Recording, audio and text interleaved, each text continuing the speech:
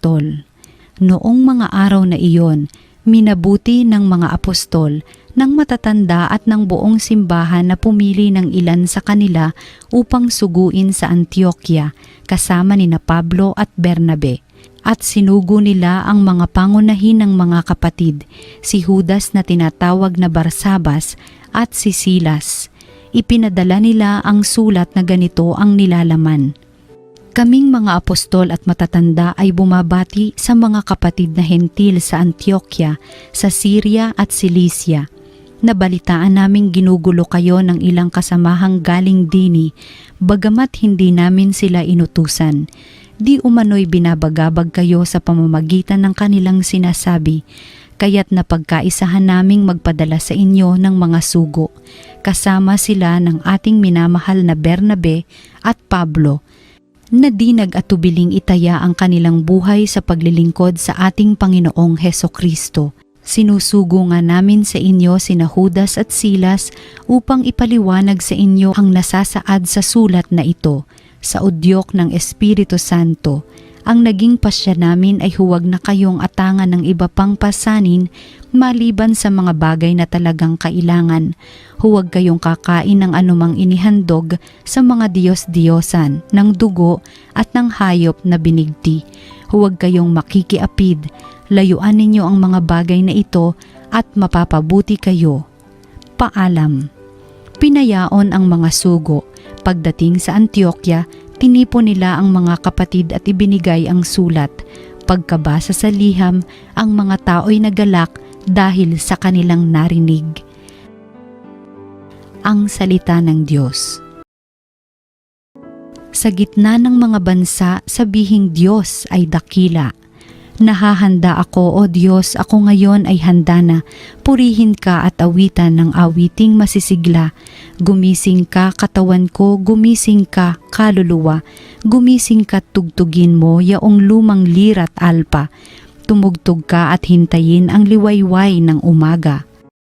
Sa gitna ng mga bansa, sabihing Diyos ay dakila. Sa gitna ng mga bansa, kita'y pasasalamatan. Poon ika'y pupurihin sa gitna ng mga hirang. Pag-ibig mong walang maliw ay abot sa kalangitan. Nadarama sa itaas ang lubos mong katapatan. Ihayag mo sa itaas ang taglay mong kabantugat. Dito naman sa daigdig ay ang iyong kaningningan. Sa gitna ng mga bansa, sabihing Diyos ay dakila. Ang mabuting balita ng Panginoon ayon kay San Juan. Noong panahong iyon, sinabi ni Jesus sa kanyang mga alagad, "Ito ang aking utos, mag-ibigan kayo gaya ng pag-ibig ko sa inyo." Walang pag-ibig na hihigit pa sa pag-ibig ng isang taong nag-aalay ng kanyang buhay para sa kanyang mga kaibigan. Kayo'y mga kaibigan ko kung tinutupad ninyo ang mga utos ko. Hindi ko na kayo inaaring alipin sapagkat hindi alam ng alipin ang ginagawa ng kanyang Panginoon.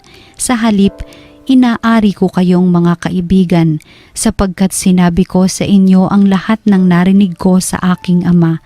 Hindi kayo ang pumili sa akin.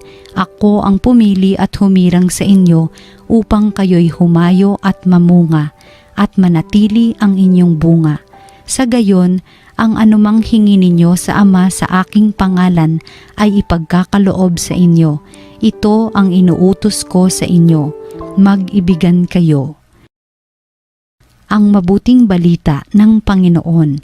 Pinupuri ka namin, Panginoong Hesukristo.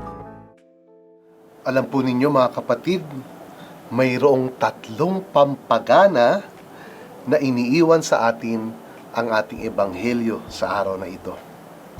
At kapag sinasabi kong pampagana, ito yung spiritual vitamins o kaya ay pwedeng sasabihin din na spiritual energy boosters na makapagpapasigla, makapagpapalakas sa atin hindi lang sa pagsampalataya sa Panginoon, kundi sa pagsasakatuparan ng kanyang kalooban, sa dami ng ating mga pinagdadaanan at sa kabila ng ating mga kahinaan. Ano po ba yung 3 pampagana na mula sa ating ebanghelyong ating tatanggapin dahil iniaalok sa atin sa araw na ito. Una, isinusugo tayo ng Diyos na magmahal katulad ng pagmamahal ni Jesus. Hindi tayo isinusugo ng Diyos na magmahal na nakabatay sa masarap at nakakikilig na damdamin lamang. Hindi tayo isinusugo ng Diyos sa isang pagmamahal na karaniwan.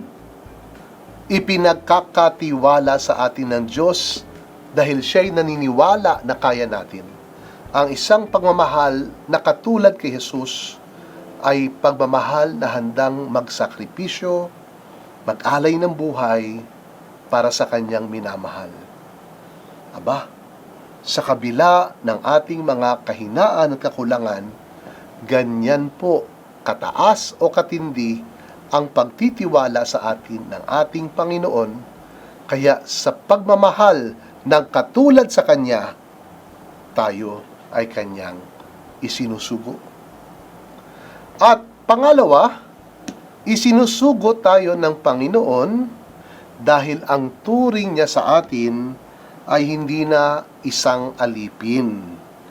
Ang turing ng Panginoon sa atin ay isa ng kaibigan. Kaibigan tayo ni Jesus dahil ang lahat daw ng ipinunyag o ipinahayag sa Kanya ng Ama ay Kanya na ring ipinahayag sa atin. Walang nililihim sa atin ang Panginoong Hesus. Ang lahat ay Kanya nang ibinunyag. Pinagtiwalaan tayo ng napakagandang plano ng Diyos para iligtas ang tao. Dahil tayo, anong sabi? Hindi na mga alipin, kundi Kanyang mga kaibigan. At pangatlo, pinapaalaala sa atin ni Jesus sa Ebanghelyo, siya ang pumili sa atin, hindi natin siya pinili. O hindi tayo ang pumili sa Kanya. Hindi tayo ang nagpresenta. Siya ang pumili sa atin upang tayo raw ay mamunga ng masagana. At anong ibig sabihin ni Jesus sa pamumunga ng masagana? Ang lahat ng ating sasambitin sa panalangin ay pakikinggan at sasagutin ng ating Ama sa langit. At ang katotohanan ito, alam ng Panginoon ang ating kahinaan, ang ating kakulangan. Alam ng Panginoon ang marami nating mga kasalanan. Pero sa kabila ng katotohanan ito, na hindi tayo karapat-dapat sa Kanyang pagmamahal, hindi tayo karapat-dapat sa Kanyang pagpapahayag, pinili pa rin niya tayo. Tandaan ninyo, at nais ko ding tandaan, tayo ay pinili. Ang Diyos ang pumili sa atin. Diba? Talaga namang nakakagana. Kaya ang sabi ko sa inyo, ito'y mga pampagana, spiritual energy boosters, spiritual vitamins na ibinibigay sa atin ng ating mga pagbasa. Sapagkat katulad sa ating unang pagbasa sa Aklat ng Mga Gawa, si Barsabas at si Silas ay pinagkakatiwalaan ng mabigat na responsibilidad upang ipalaganap ang mabuting balita ng pagliligtas ng Diyos. Nakagagaang sa pakiramdam, oo, may kahinaan ako. Oo, hindi ko alam ang gagawin ko. Pero ako ay pinagtitiwalaan. Ako ay pinili ng Panginoon. Ako ay itinuring niyang kaibigan.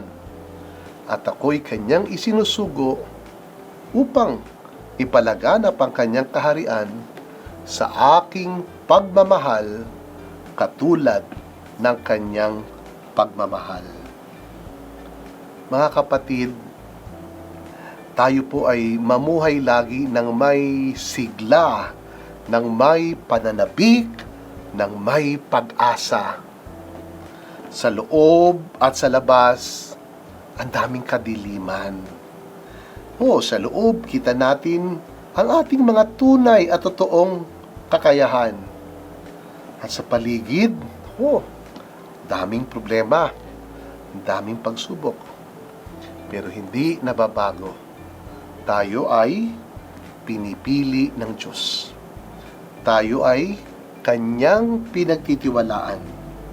Tayo ay Kanyang isinusugo. Itinuturing niya tayong kaibigan.